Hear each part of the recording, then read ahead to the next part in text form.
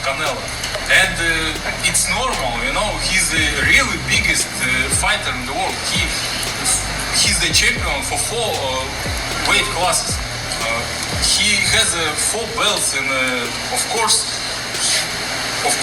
all people on his side, and no problem for me. He didn't want to box. He wanted to actually prove that he could punch with you. He was like, what the fuck is this nigga? Right? Oh, okay, you want to go to sleep. You tired. Welcome to BodyWork. Welcome back. It's Michael Rogers. Welcome to BodyWorkBoxing.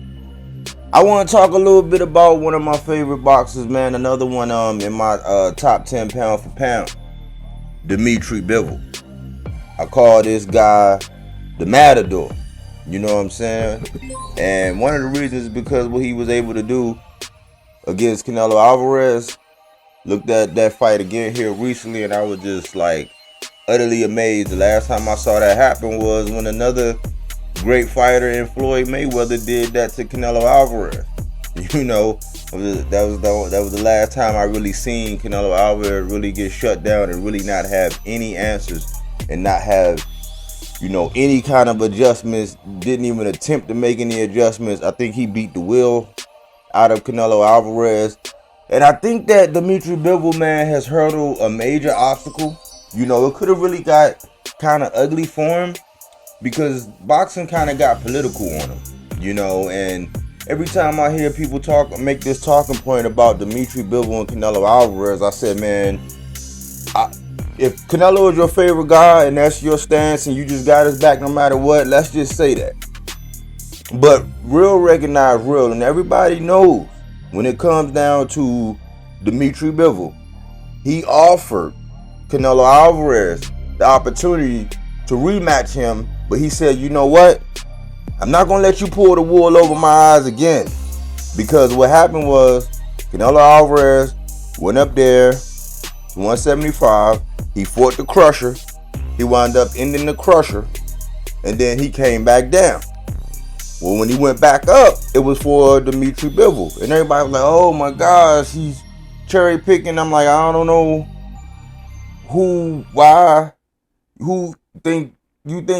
you think Bivol is a cherry pick? Okay. Hey, sign me up. You know what I'm saying? So I watched it. I enjoyed every single solitary minute of it because it shows that Bivol got some skills, you know. And I think that when he made the offer, he said, look, come back down. I want you to go back down. I'm going to come back down there to you at 168 where you rule and you reign supreme. Because I'm not going to get any glory because they took away from Bivol's win by discounting. Say, oh man, maybe that's just not the weight class. It's like, okay. All right. So, you know, we're starting to have those same kind of conversations surrounding another young fighter, another young cash cow. You know, when he said that he went up there, only he knocked his guy out just like that.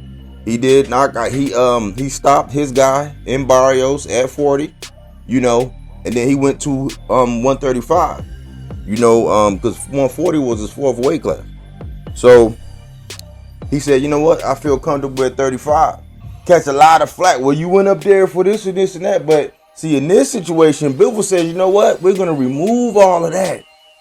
I'm gonna come down there and see about you where you rule and reign. And Canelo like, oh man, you ducking me, man. I don't want. And they played that game, and they're still playing that game because I still hear that narrative floating around out there. And then I start saying, you know what? I was reminded when I watched the recent interview with Bivol, I was like, he's back. He may have hurdled this political obstacle because it was a while ago I had did a image. I had made up a thumbnail and, you know, I was going to do a video about it. And I said, ooh, with me trying to grow and me trying to, it's like, yeah, you got to kind of say what needs to be said, but everybody's scared to say, Mike. And I was like, man, has Bivol been frozen? Because it was for a period of time, if you realize the rules that they had, you know, with Russia and all this other stuff, It was a period of time when they said they are not going to allow them to fight because Bivol in his heart of hearts the whole time just wanted to go see Beterbiev. His dream, just like how Errol Spence wanted to become undisputed at welterweight, you know, Dmitry Bivol wants to become undisputed at 175. That's like his main agenda. You never hear him talk about money. You never hear him talk about none of that. You know what I'm saying? He's a fan's fighter. You know what I'm saying? You don't got to worry about it. Like, Bivol is with the smoke. You know what I'm saying? So I was like, man, is he being frozen? And I was concerned. I said, man, see, and he's at an age where it's like, look at he's older than Jamal, but look at Jamal Charlo. It was months. It was almost a year before Jamal Charlo actually fought. I said, are they aging him out? And I'm like, man, Bivol was at that age where he's been successful. I'm pretty sure he does, you know, good with his money. You know what I'm saying? I'm pretty sure he does. I'm pretty sure he's not hurting. And I was like, man, it's at a time where they could age him out. You know what I'm saying? And hang this man's aspirations, you know, up in the air and leaving him unfulfilled because he really wants that legacy. He wants to be undisputed at 175 as his legacy. And politics was getting in the way. Lo and behold, they got this big blockbuster card, and I'm hearing all these names, and you know, everybody always get the juices get flowing when the heavyweights get going. You know what I'm saying? Because, oh, it's scheduled for 12 rounds. You know what I'm saying? It's scheduled for 12 rounds. But in the midst of that, I was like, ooh, they got a sneaky little jewel.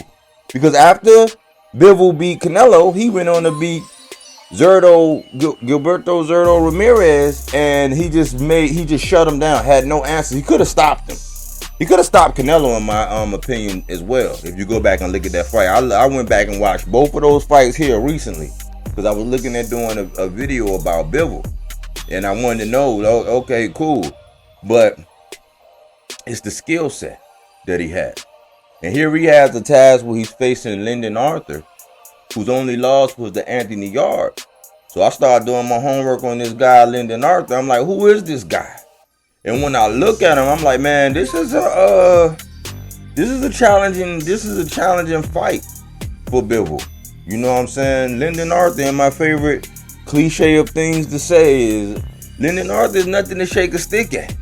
That man has a deceptively dangerous right hand. If he line you up right, and he's feeling comfortable, and he slap you with that right hand, upstairs or downstairs, but mainly over the top, that overhand right, it remind me of Jamal Charlo's overhand right, with coming from a bigger man with more blunt force trauma. You know what I'm saying? Coming from a bigger man with more blunt force trauma.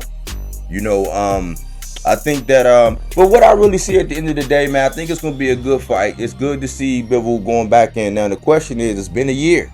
You know what I'm saying? Will there be some ring rust? I'm pretty sure there might be some ring rust, but in looking at this interview with Bivol, he was basically saying that he took the time off. He wanted the rest. He wanted to, you know, recuperate. He needed that time. I think a lot of it really did a lot for him mentally because, you know, when you got goals and aspirations and the government holding you up, you know what I'm saying? It's like, dang, I just want to box. I don't have nothing to do with them. You know what I'm saying? Like, I used to have something to do with that when I was in the army and all that. So I understand the whole politics and war and this and that. I understand that aspect of being at war. So I do that with respect because I served as well. You know what I'm saying? But for a boxer, I'm thinking for a boxer, it's like, look, man, I'm outside of that. You know what I'm saying? I'm over here doing my thing. I got my, you know what I'm saying? I'm outside of that stuff, but I understand, you know, the whole politics around it. But he is back fighting Lyndon Arthur, and what I actually see is that Bivol's going to use his jab. And one thing about Lyndon Arthur is I seen glimpses of it in one of these fights with Lyndon Arthur, where if you got a good, constant, steady jab, like you can make him, you know, he can't really get in motion and really get his off. And I really think that, man, we're going to see a highly technical, a highly skilled Bivol, and I think that he's focused more than ever on getting to Beterbiev. You know what I'm saying? And he wants that smoke. You know, I think Beterbiev knows because they're both, you know, a little slightly older fighters. You know what I'm saying? In the grand scheme of things, they are slightly older fighters.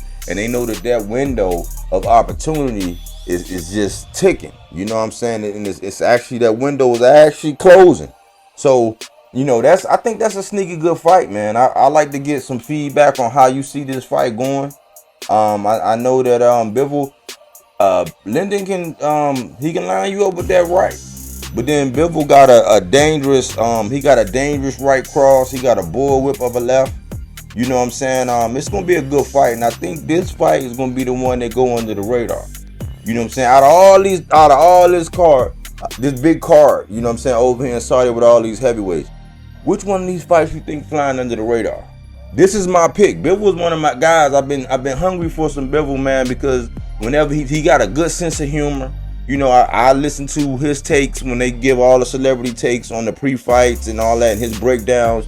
95% of the time, I agree with what he's saying. I think he has a very sharp, a very high boxing IQ, and I think he's one of the ones that actually being able to put it on display. And I couldn't help when I went back here recently and I watched that fight with him and Canelo. I couldn't help but think, man, because Jamel's actually, they're either the same height, they're about around the same height. You know what I'm saying? I think it's listed as Jamel might be a little taller. I'm not sure, but they're about the same height. And I said, man, it's something that happened in that fight with Canelo. I'm like, man, that's how Jamel should have did it. He should have stayed behind it, kept a good, solid, stiff jab in his face, and let his hands go. And in the grand scheme of things, even though Bivol is a much bigger man, maybe the punches might be the same, but Jamel Charlo was definitely a puncher. So I think he would have stood more of a chance with all that film that Dmitry Bivol put up on Canelo, man. And then I go back and I look at what Floyd did. He didn't move around a lot. They both kind of stood right there in front of him, but they didn't like negotiate their distance. They demanded that they were going to fight and stay at the distance that they want. Easier said than done. You know what I'm saying? Easier said than done, because Canelo is a vicious body puncher, and he has a lot of good upward mobility. You know what I'm saying? Upper body movement and stuff like that. So, you know, I just wanted to comment on this, man. I'm excited for Bivol in this. I think that this is a diamond in the rough of a fight. This will be my sleeper fight of the night. You know what I'm saying? Because Lyndon, man, I'm telling you, he know that this is a big stage and some things can happen under them big bright lights. I mean, we seen what happened when Ngannou went up against Tyson Fury and nobody was really giving Ngannou a shot. You know what I'm saying? Something to think about. Anyways, man, are you excited for this Bivol fight? You know what I'm saying? What do you think the outcome gonna be? Is this the sleeper fight of the night? Let me know. You know what I'm saying? Get back with me. And thanks for everybody who tuned in here at BodyWork Boxing. But we don't take things for face value. We do that body work.